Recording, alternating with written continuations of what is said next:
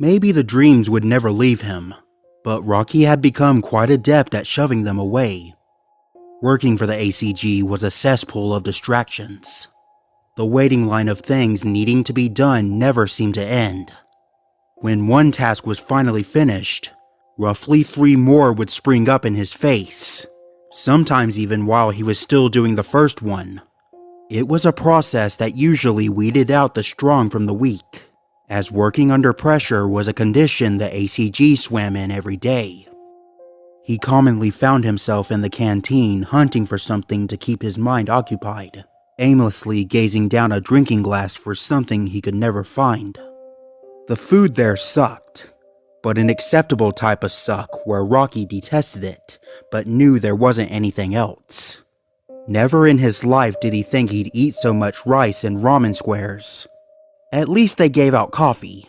That was one saving grace.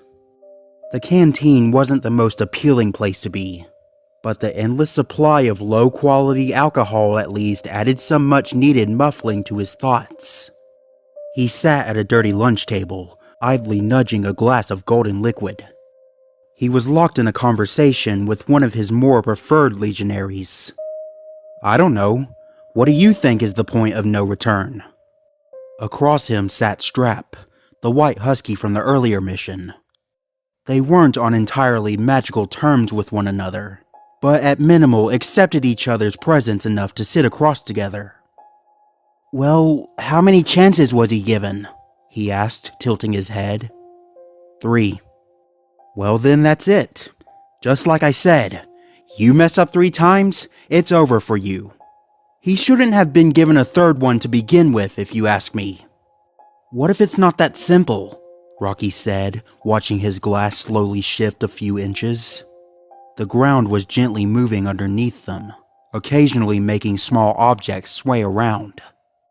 The ACG's naval warship they called home was an impressive display as it traveled across the ocean. But boats will be boats, no matter the size. The constant rocking made his stomach turn. He remembered being seasick for days upon first enlisting, a weakness he had to kick fast. "What if you wholeheartedly know that someone isn't a bad person, but they..." He paused, sighing to himself. "But they just keep messing up by sheer accident. Like it's almost not even their fault. Stuff just keeps happening." Strap studied him for a moment, trying to read his comrade. "Sounds like you're speaking from experience." "I'm not," the mix said quickly, averting eye contact. "Are you still thinking about Harris? In my opinion, I don't think we did anything wrong. The contact hired us to deal with him, be it kill or capture. And we did. Mission accomplished," Strap said, slightly puzzled at the conversation. "You asked, he denied, reached for the gun, down he went. It's textbook." He shrugged, dipping his tongue in his glass of whiskey. "And you know, that guy was pretty fucked up. I'm sure you saw all the evidence we had on him." Don't remind me," Rocky grumbled, remembering the sickening things he witnessed. "Believe me, thinking back on it, I had no real problem getting rid of a dog like that. Kill or not, they need to be dealt with in some way." "So what's the problem?" "I guess I just knew someone," the mix said, finding difficulty speaking. "Someone who hurt someone else. Someone I was very close to." Strap nodded, listening. "But I was so close to both of these dogs," Rocky lamented. "They were my old friends." He changed his sentence quickly, dodging what he was actually about to say. "But one suddenly hurts the other by accident, and now you don't know what to think." "How much of an accident are we talking about?" "Don't worry about it," Rocky waved him off. "Honestly, I said too much. It doesn't even matter in the grand scheme of things." He took a drink of his own, looking down at the table. "I just wish I could read minds sometimes. Give me the ability to get into heads a little. Find out what's going on." His mind traveled back to old, fonder memories, back when life was simpler out of sheer obliviousness. That would be terribly invading. Strap laughed, lightening the mood. Dogs would start staying away from you, no offense. Like, what if someone has some really dark secret that they're trying to keep down for the sake of everything else? People have the right to do that, don't they? Sometimes stuff needs to stay a secret for a reason. Look, I'm not trying to get philosophical here. I barely have enough free time as is. What, you have more grunts to manage? His friend laughed. I can tell you, we already finished cleaning our weapons. Everything is done. It's never done, Strap. There's always something else. Rocky's face twisted, harsh thoughts entering his mind. You always think something is done. Then when you least expect it, it rears its head. Rocky, are you okay? Fine, he said quickly, suddenly downing his entire drink. I gotta go check on Chase. I made him go take a psych eval after the last mission. Strap watched him get up. You do that a lot, I notice. Trust me, he needs them. Rocky put the glass aside, giving Strap a nod. We all do. Call me if you get a lead on Kalechi. The husky held up his glass. I want to be there when we finally catch that prick. Rocky couldn't help but smile. I mean, you'd be coming anyway. You're part of my personal squad, are you not? Course, but I'm antsy to take this guy down. Happy to be by your side, Captain. Don't be a bootlicker, Strap, Rocky chuckled, waving his friend off. You want work? Hit the barracks and load magazines. The husky happily jumped up. Sir, yes, sir! He then raced off without another word, headed for the personal quarters of Rocky's squad. Although he wasn't too crazy about his fellow soldiers in his early days with the ACG, Rocky hesitantly grew to appreciate how the other troopers were more than just vicious dogs in masks. They were certainly more antisocial than not, but every now and then he'd find someone he certainly didn't mind sharing a drink with. Shaking his head with a faint smile, Rocky left for his own destination. The medic bay inhabited one of the center segments of the warship, designed entirely for ease of access so the injured wouldn't have to travel far to get their help. The ship wasn't terribly difficult to navigate, if one was able to remember dozens of ladders and path combinations. It did make Rocky particularly fond of grass, savoring the cool feeling of its bed every time he stepped onto dry land. The constant metal flooring got old unbearably quick, an irritating surface uncomfortable to the paws. Down the main hall, left turn, right ladder, left turn, straight ahead, another ladder. Rocky went over the path in his head as he moved, passing by other legionaries and having to salute to any general or commander that he came across. Such was the life of the ACG. When action wasn't in progress, it was nothing but titles and cold saluting. Stepping through the doorway into the medic bay, Rocky nodded to the lobby attendant. She was just a terrier, not at all a soldier, and instead occupying the quiet job of writing names down. She'd never understand, Rocky knew in his mind. She was just an innocent accountant. How could she ever understand? The ship was filled with dogs like this, all taking janitorial or account positions to make the guild's processes smoother. Yet little of them ever actually saw the violence they faced. Practically innocent puppies, Chase commented once upon seeing them, a statement that never left Rocky's mind. Chase was having a conversation with his medic, sitting on the gurney with a bored expression. They were clearly several pages into the interview, and the shepherd was already hunting for an escape route. No, never. Are you seeing things others cannot? Asked the medic, a well-built Dalmatian. I don't hallucinate, Chase said flatly. Do you hear voices others cannot? No. The Dalmatian nodded, circling the bed a few times. Okay, I'll just need to run a few more tests and you'll be fine. The hell with the tests, Chase grumbled. That's all we ever do, and it's always the same thing. Rocky overheard him as he walked over, approaching both dogs. Well, maybe if you stopped worrying me, you wouldn't have to be here, he said firmly, then gave the medic a nod. Hey, Marshall. Hey, Rocky, Marshall said absently, still looking at Chase. But you at least get where we're coming from. I know there's something up with you. The shepherd raised an eyebrow. Oh, really? You're a master doctor now? Who promoted you? We grew up together, Chase. I know you. Well, you could at least lighten up a little. The soldier waved him off, not meeting Rocky's annoyed look. I seem to remember you having a sense of humor.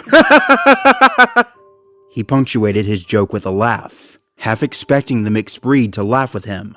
Only an annoyed silence was met on his end. Marshall ignored him, turning to his captain. I was wondering when you'd get here. Sorry, lower soldiers kept saluting to me in the hallway. I had to return every single one. Funny how a mercenary legion keeps borrowing stuff from the army, chuckled the medic. I don't really understand what they're trying to be. We get paid to do something, we do it. I don't get why we need so much army slang. Rocky smiled with a faint snicker, enjoying the more lighthearted mood. Well, what can you do? Anyway, he paused for a second, then shifted his tone back to the subject matter. So, how is he? He's exactly as he's always been.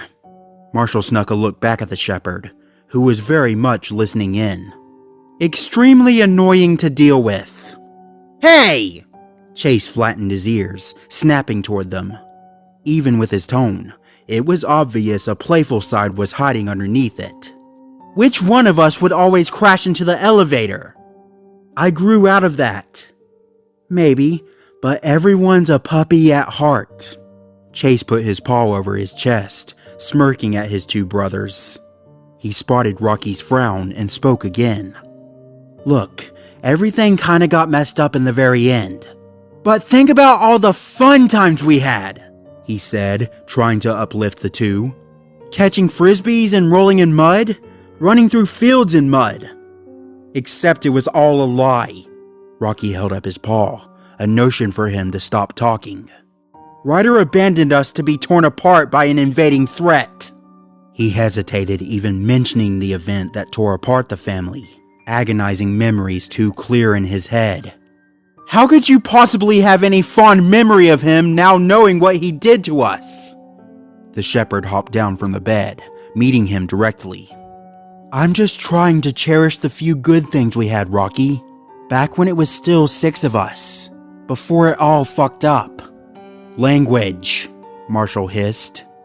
Chase ignored him. So excuse me if I'm reminiscing about times every now and then. I honestly can't help it.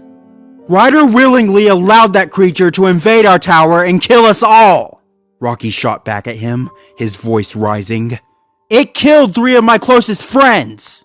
2, Marshall interrupted. It killed 2 of them. He discreetly snuck a pained look at Chase. The shepherd easily read the room, now turning to Marshall. This again? I thought we were over this. We are, Rocky said aloud. No one is talking about Sky right now, got it? Not you or you. He pointed his paw at each brother, shutting down the debate before it got ugly. We did what we could. We gave her the memorial, and now we are done from ever bringing it up again. Fine. Marshall held up a paw in defeat, walking off to one of his tool stations. He swiftly turned away to hide the exasperated expression on his face. I wasn't going to say anything anyway. The tension was mere seconds from hitting its peak, only cooling down the nick of time before a real argument broke out. The other two stood apart in silence for a moment, both grumbling in their minds about the situation. Chase's eagerness to start an argument had nearly caused trouble again, and Rocky was storming in his head about what to possibly do about his brother. Just tell me if Chase is fine or not, Rocky called over to the spotted animal. He's fine, Marshall said, looking down at a computer. "Spick and span, ready to go by tomorrow. I have things to attend to, so if we're done here, I wish you luck on your next mission." He spoke without looking up, his tone defensive to continue anything else. Rocky quickly flashed the shepherd a dirty look. Marshall's upset demeanor was never a pleasant sight to him.